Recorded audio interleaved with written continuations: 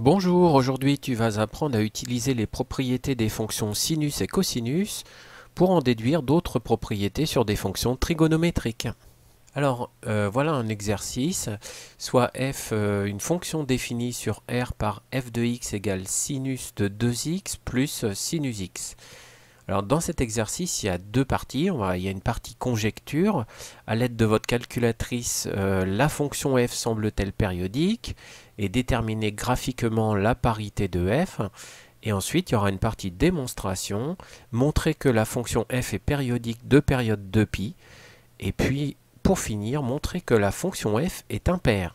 Alors avant de commencer, on va faire quelques petits rappels sur les fonctions périodiques et puis aussi la parité d'une fonction. Alors là, devant toi, tu as une courbe d'une fonction périodique. Alors à quoi tu reconnais assez facilement qu'il s'agit certainement d'une fonction périodique? Eh bien c'est parce que en fait, sur cette courbe, le même motif se répète. Donc, bah, tiens, j'ai surligné le motif en question et tu vas voir que tu le retrouves sur la droite, donc décalé vers la droite par translation. Ici, en l'occurrence, bah, c'est une translation de vecteur 2π i. I, c'est le petit vecteur qui est ici, horizontal. Et puis, la distance entre deux crêtes ou entre deux points de même ordonnée est égale à 2π sur cette courbe. Mais il y a une translation, donc la courbe se déduit par une translation vers la droite de vecteur i, mais aussi vers la gauche. Par exemple, tu peux compléter la courbe par une translation de vecteur moins 2π i également. Donc ça, si tu veux, il faut bien que tu enregistres cette image. C'est typiquement l'image d'une fonction périodique sur R. Alors, bah, par exemple, à titre d'exemple de fonction périodique, bah, il y a la fonction cosinus. Alors, la fonction cosinus, c'est dans ton cours, elle est périodique de période 2π, c'est-à-dire que le cosinus de x plus 2π est égal au cosinus de x. Alors, graphiquement, tu vas t'en apercevoir. Prenons une valeur de x au hasard, et son image, bah, tu peux la représenter comme ça. Donc, tu suis le tracé, son image, c'est un petit peu au-dessus de 0,5. Et maintenant, on va prendre un point d'abscisse x plus 2π et pareil, on va construire son image. Et que constate-t-on? Bah, que ces deux nombres ont la même image par la fonction cosinus.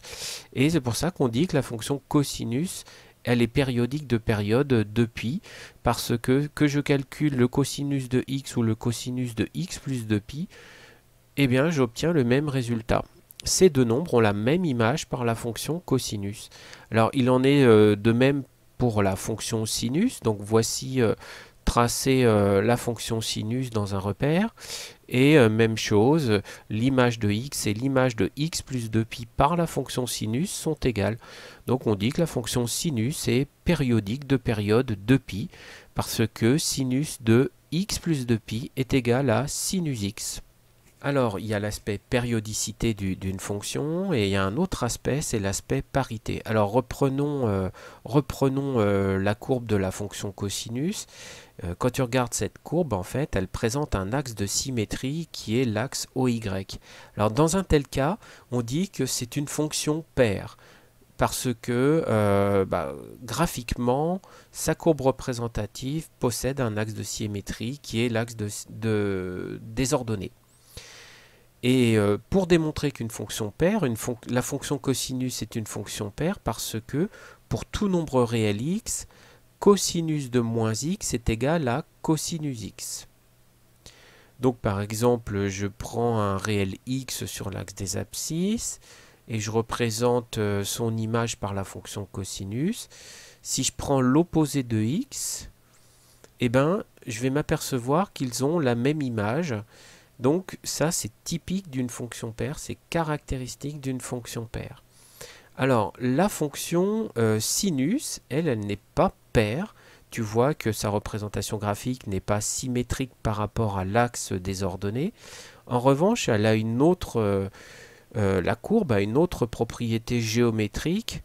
Alors d'abord, une fonction impaire. La fonction sinus est impaire parce que le sinus de moins x est égal à l'opposé du sinus de x. Et ensuite, graphiquement, une fonction impaire, tu vas reconnaître parce que sa courbe présente un centre de symétrie, et ce centre de symétrie, c'est l'origine du repère. Donc quand une courbe présente un centre de symétrie qui est l'origine du repère, c'est la courbe d'une fonction impaire. Et dans le même ordre d'idées que précédemment, prenons un réel x, représentons son image par la fonction sinus, et je prends l'opposé du réel x et je représente son image par la fonction sinus. Qu'est-ce que je constate? Eh bien que leurs images sont opposées. Donc c'est pour ça, c'est le sens de cette définition, c'est que le sinus de cette propriété, le sinus de moins x est égal à l'opposé du sinus de x, comme tu peux le voir sur cette représentation graphique. Très bien. Donc on va aborder notre exercice. On revient à notre fonction f après ces rappels. Et dans la partie conjecture, à l'aide de notre calculatrice, on va essayer de savoir si la fonction f semble périodique et déterminer graphiquement sa parité. Alors commençons par l'aspect périodique. Est-ce que cette courbe te semble une courbe de fonction périodique? Alors tu as certainement remarqué ce motif qui apparaît, et regarde ce motif, on va le retrouver un peu plus loin. Donc effectivement, on peut penser qu'il s'agit d'une fonction périodique. Donc on peut commencer notre réponse, la fonction f semble périodique. Alors, on pourrait peut-être même essayer de trouver sa période, c'est-à-dire la distance en gros entre deux crêtes. Alors c'est pas très compliqué à faire. Voilà, il suffit de prendre deux zéros ou la longueur du motif tout simplement. La longueur de ce motif c'est 2π.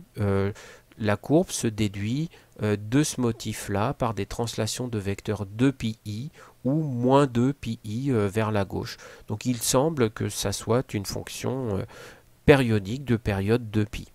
Alors maintenant, qu'est-ce qu'on peut dire sur la parité? Alors la fonction f semble impaire. Alors en tout cas, on ne dirait pas que c'est une fonction paire parce qu'on voit bien que l'axe désordonné n'est pas un axe de symétrie. Par contre, elle semble impaire puisque quand tu dessines le symétrique de la courbe par rapport au point à l'origine du repère, le symétrique de cette courbe, c'est elle-même. Elle se superpose à elle-même par symétrie centrale. Donc c'est pour ça qu'on va dire que la fonction f semble impaire. Voilà, alors ça c'était pour la partie conjecture. Alors venons-en à la partie démonstration. Alors, montrer que la fonction f est périodique de période 2π. Alors, pour démontrer qu'une fonction est périodique, eh bien, on prend un nombre réel x quelconque, et je te rappelle la définition d'une fonction périodique sur R. Eh bien, elle est périodique de période t si, pour tout nombre réel x, l'image de x plus t est égale à l'image de x. Alors on nous demande de démontrer que la fonction est périodique de période 2π. On va donc exprimer f de x plus 2π, c'est-à-dire l'image de x plus 2π. Alors comment exprimer l'image de x plus 2π? Eh bien nous allons revenir à l'expression de f dans laquelle nous allons remplacer x, la variable, par x plus 2π. Donc c'est ce qui est écrit ici, ça donne sinus de 2 facteurs de x plus 2π plus sinus de x plus 2π. Alors on a avant toute chose un petit produit à développer. Ici on va développer 2 facteurs de x plus 2π. Ça va donner sinus de 2x plus 4π plus sinus de x plus 2π. Alors on va faire une petite chose, c'est que le 4π on va le scinder en deux en l'écrivant 2x plus 2π plus 2π. Donc ça revient à écrire sinus de 2x plus 2π plus 2π, ce qui donne les 4π, et la deuxième partie de cette somme, plus sinus de x plus 2π. Alors, c'est là qu'on va faire intervenir une propriété de la fonction sinus, sa périodicité. C'est-à-dire que la fonction sinus est périodique de période 2π. Qu'est-ce que ça signifie? Ça signifie que sinus de x plus 2π, c'est égal à sinus x. On va appliquer une première fois cette propriété. Alors ça va nous permettre d'écrire que f de x plus 2π est égal à sinus de 2x plus 2π plus sinus x. Première application de cette propriété. Mais on revient une deuxième fois à cette propriété pour simplifier sinus de 2x plus 2pi. Sinus de 2x plus 2pi, ça sera égal à sinus 2x. Donc égal sinus 2x plus sinus x. Mais cette expression, on la connaît. C'est l'expression de f de x. Donc égal f de x. On se résume en exprimant l'image de x plus 2pi par la fonction f. Nous avons obtenu f de x, ce qui signifie que la fonction f est périodique de période 2pi. Notre raisonnement était valable pour tout nombre x. Maintenant, on va démontrer que la fonction f est impaire. Donc, soit x est un nombre réel, et on va se rappeler ce que c'est une fonction impaire. Alors, une fonction f définie sur R est impaire si pour tout nombre réel x, f de moins x est égal à moins f de x. Donc concrètement, qu'est-ce que ça veut dire? Eh bien par exemple, si j'ai une fonction f telle que l'image de 3 est égale à 10, f de 3 est égal à 10, si elle est impaire, on aura f de moins 3 est égal à moins 10. Si tu veux, dans une fonction impaire, deux nombres opposés ont des images opposées. Je te redonne un autre exemple. Si f de 5 est égal à 7, f de moins 5 sera égal à moins 7 dans le cas d'une fonction impaire.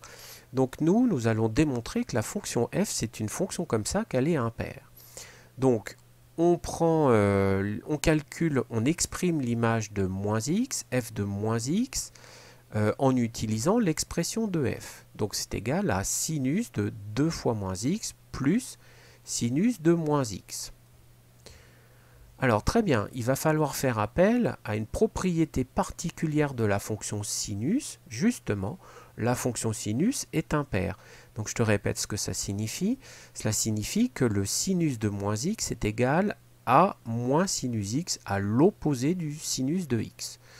Donc on simplifie un tout petit peu notre expression avant de commencer. Donc sinus de moins 2x plus sinus de moins x. Ça, c'est f de moins x. Très bien. Alors, on va appliquer la propriété qui est ici. Sinus de moins 2x est égal à moins sinus de 2x. Donc, moins sinus de 2x. Et sinus de moins x est égal à moins sinus x. Donc, plus moins sinus x. Donc, on est en train d'additionner la somme, on est en train d'effectuer la somme de deux opposés, de l'opposé de sinus x et de l'opposé de sinus 2x et de celui de sinus x. La somme des opposés est égale à l'opposé de la somme. Donc on peut écrire que c'est égal à moins, entre parenthèses, sinus 2x plus sinus x. Et donc que c'est égal à moins f de x. Puisque je te rappelle que sinus 2x plus sinus x, c'est l'expression de f de x. Conclusion, quel que soit le nombre réel x, f de moins x est égal à moins f de x, ce qui signifie que la fonction f est impaire. Voilà qui termine cette vidéo. Cette vidéo est un peu longue. Tu as abordé des notions assez nouvelles, la périodicité, la parité d'une fonction. C'est un petit peu technique parce qu'il faut exprimer, pour démontrer qu'une fonction est périodique, f de x plus 2pi si elle est périodique de période 2pi.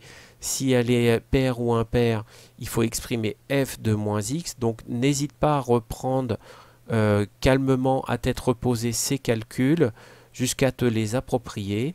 Et je te donne rendez-vous dans une vidéo prochaine où nous étudierons des fonctions trigonométriques à l'aide du signe de leur dérivée. À bientôt!